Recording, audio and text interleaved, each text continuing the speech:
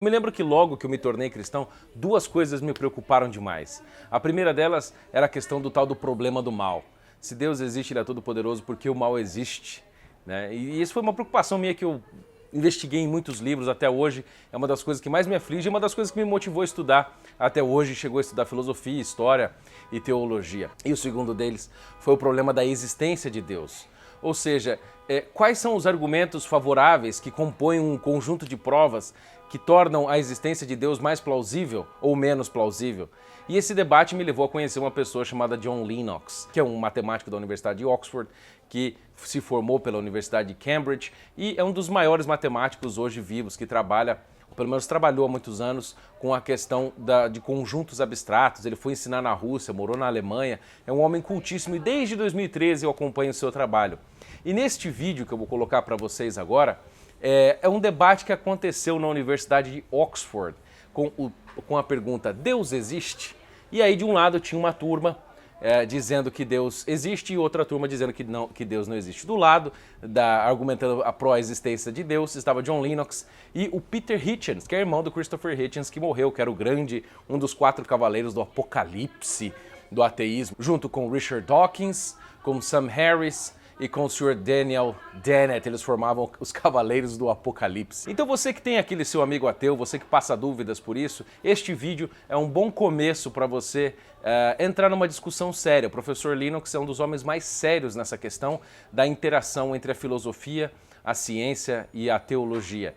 Ele trabalha muito com filosofia da ciência, portanto tem um conhecimento seríssimo da questão e ele é capaz de analisar isso com uma seriedade como poucos vêm fazendo. Infelizmente, o professor John Lennox não é conhecido no Brasil e este vídeo tem o objetivo de fazê-lo conhecido, o seu trabalho. Eu já li praticamente todos os seus livros traduzidos em português ou os que não foram traduzidos ainda em inglês, e eu posso garantir para vocês que John Lennox é um homem que precisa entrar no debate brasileiro. Mas antes de soltar o vídeo para vocês, eu preciso comentar. Eu estava acessando aqui a página ATEA, que é a Associação Brasileira de Ateus e Agnósticos, e na capa da página deles, eles têm uma frase dizendo assim: o paraíso é um conto de fadas para pessoas com medo do escuro.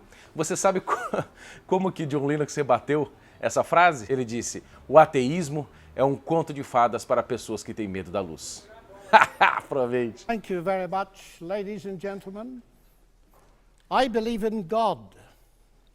I believe in the supernatural God who created the heavens and the earth. I believe in a God who holds the heavens and the earth in existence. I believe that on the basis of rational evidence, similar to the beliefs held by the founders of this house, who gave this university the motto Dominus Illuminatio Mea. They saw no contradiction between faith in God and the utmost excellence in rational inquiry. And if I dare mention my alma mater of Cambridge in this holy place, I would remind you that on the door of the Cavendish Laboratory in Cambridge are written the words, "Great are the works of the Lord, studied by all who delight in them."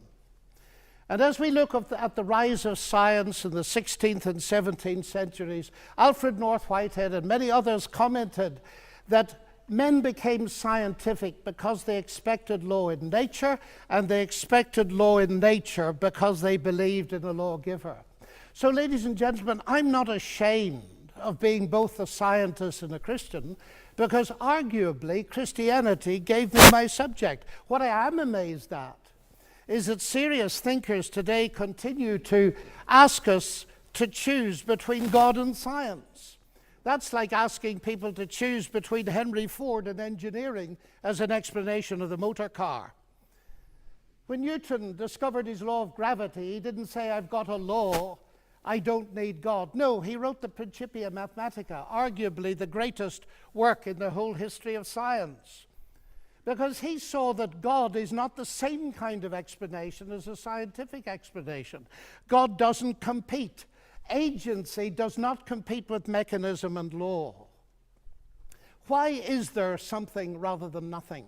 Alan Sandage, the brilliant cosmologist who became a Christian in his 50s, said God is the answer to that question. But people are now so desperate to show that the universe created itself from nothing, which seems to me to be an immediate oxymoron. If I say X created Y, I'm assuming the existence of X to explain the existence of Y. If I say X created X, I'm assuming the existence of X to explain the existence of X, which simply shows that nonsense remains nonsense even if high-powered scientists utter it. It reminds me a little bit of G.K. Chesterton, who said, "It is absurd to complain that it is unthinkable for an unthinkable God to make everything out of nothing, and then to pretend that it is more thinkable that nothing should turn itself into everything." The heavens declare the glory of God, says the ancient psalm. And we've unraveled a bit of that, seeing the fine-tuning of the fundamental forces of nature. It's something that's so striking to scientists that it demands explanation. And it seems to me that Arno Penzias hit it right. He is the Nobel Prize winner who discovered the microwave background on which a lot of the evidence for the Big Bang is based. He said, "Astronomy leads us to a unique event, a universe which was created out of nothing, one with the very delicate balance needed to provide exactly the right conditions required to permit life, and one which has an underlying, one might say, supernatural plan." But I want to come to what I think is one of the fundamental arguments for theism. I take it this house believes in reason. That's why we're all here. And as a scientist, I believe that the universe is rationally intelligible. That is something that has struck some of the geniuses of science as demanding an explanation. Einstein said the only incomprehensible thing about the universe is that it's comprehensible. And Wigner talked about the unreasonable effectiveness of mathematics. How is it that a mathematician thinking in her head in here can come up with equations that seem to fit the universe out there? Well, how is it indeed? Because the irony of the atheist position here is evident. My atheist friends, and I have many of them, tell me that the driving force of evolution, which eventually produced our human cognitive faculties, reason included, was not primarily concerned with truth at all, but with survival.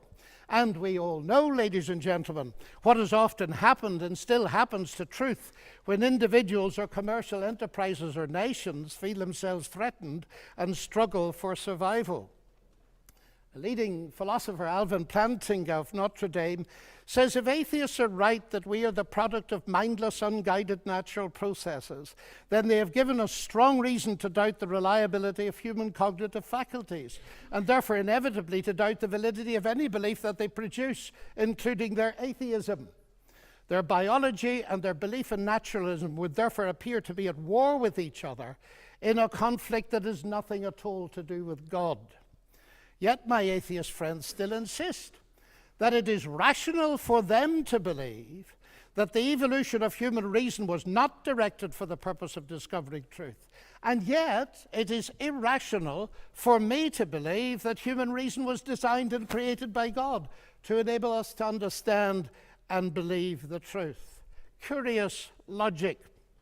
By contrast with that, biblical theism asserts that ultimate reality is personal and intelligent, and the reason science works, and this was the motivating force that drove the great pioneers of science, is that the universe out there and the human mind in here that does the science are ultimately the product of the same intelligent divine mind. Human beings are made, we are told, in God's image, and that means that science can be done. That makes infinitely more sense to me as a scientist than atheism does. Now let me come briefly to ethics. Ethical behavior, like rational behavior, of course, does not itself require religious belief. This is consistent with the fact that humans are created in God's image as rational moral persons. But just as I suggest that rationality cannot be explained without the existence of God, so I dare to suggest that the existence of morality cannot be explained either. As modern science sprang from Judeo-Christian sources, so did the concept of human equality. Listen to atheist Jürgen Habermas, arguably one of Germany's leading intellectuals. He said that universalistic egalitarianism, from which sprang the ideals of freedom and a collective life and solidarity, the individual morality of conscience, human rights and democracy, is the direct legacy of the Judaic ethic of justice and the Christian ethic of love.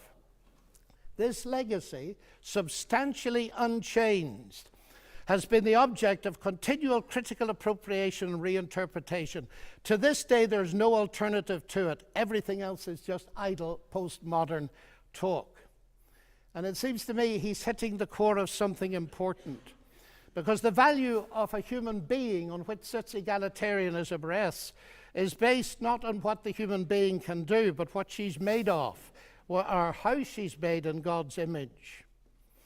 I never forget speaking on one of my many visits to Russia to a colleague in the Academy of Sciences. And he said, "You know, John, we thought we could abolish God and retain a value for human beings. We found we couldn't, and we murdered millions of them." And Alexander Solzhenitsyn has said, "If I'm asked, why is it that 60 million of my fellow countrymen were sacrificed?" He said, the answer is, we have forgotten God. Science, of course, marvelous as it is limited. Even a Nobel Prize winner, by analyzing a cake, cannot tell why it was made. But Aunt Matilda, who made it, can tell you. She can reveal it to you. But if she doesn't reveal it to you, you'll never know. And that brings me to my next evidence. It's the same with the universe. We can analyze it magnificently, but ultimately, if it has a maker, and I believe it has, only he can tell us what it's all about. And he's done so in the powerful narrative of the Bible, in particular in its analysis of the problem with humanity, not simply in terms of behavioral breakdown between people, but a vertical breakdown of trust between us and the Creator. The unique solution to that problem is not simply in terms of human ethical development, although that's very important, but in terms of something far deeper altogether. The restoration of the fractured relationship with God through the salvation he has brought through Jesus Christ. A radical relationship that empowers us to live ethically from God. And here we reach what for me is the chief evidence, not only for the existence but the nature of God. It is Jesus Christ. He it was who not only taught the golden rule but embodied it, fed the hungry, healed the sick and suffering, and welcomed society's outcasts, brought honor and respect to the marginalized and ashamed. And he's brought forgiveness and peace to multi-millions around the world. He's able to do this, of course, because though he was a man, he uniquely never was only a man, but God become human. The central evidence for this startling claim is, of course, his historical resurrection from the dead that launched Christianity in the world. This is, of course, ladies and gentlemen, a crunch issue. If Jesus rose from the dead, death is not the end and atheism is false. If Jesus did not rise from the dead, Christianity is false.